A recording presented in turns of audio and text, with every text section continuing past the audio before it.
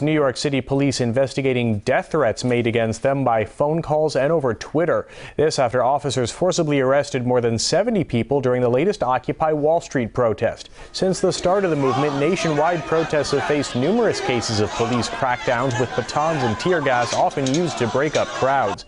As the movement continues, so does Washington's desire to silence the U.S. public, according to RT's Marina Portnaya in this report.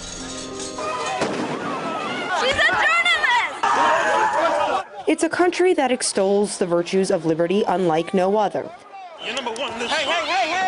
Since September, some 6,700 Americans protesting against economic inequality and corporate greed have been arrested and silenced. A police offensive aimed at crushing Occupy Wall Street has succeeded in shattering America's globally marketed brand of freedom. What it's made people realize is the kind of devastating state of our ability to be in a place of dissent in America, and how challenged that is and how oppressed that is. And I think people thought they were freer to dissent and protest until they tried to. In America, it is a criminal offense to exercise freedom of speech at events deemed nationally significant, such as presidential conventions and debates. Protesting in areas where the U.S. president or anyone protected by the Secret Service may be visiting is considered a felony, punishable with hefty fines and up to 10 years in jail.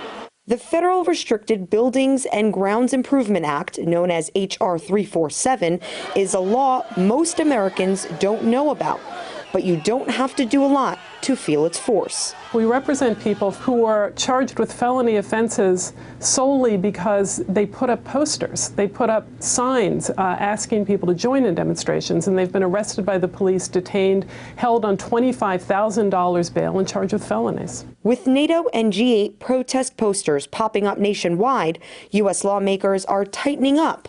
Recent act amendments include prohibiting protests around the White House and broader language to make arrests and prosecution easier. I think that this is a specific response to sort of the fear that we are actually going to be effective in, transforming the political landscape. Katie Davison was arrested twice last year while taking part in legal, non-violent Occupy Wall Street demos in New York. I feel like we are living in an authoritarian government. Here we sort of sprinkled democratic, words all over everything as if, we have all these freedoms that we actually don't.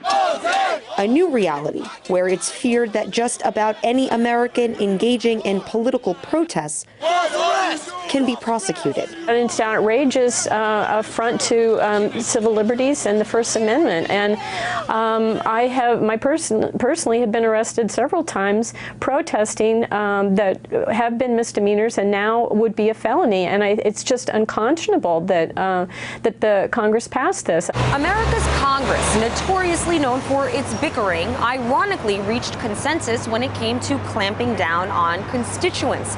Only 3 elected officials voted against expanding federal restrictions on protests.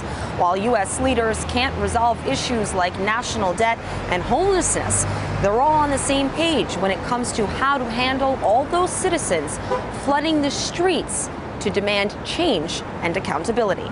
Marina Portnaya, RT, New York.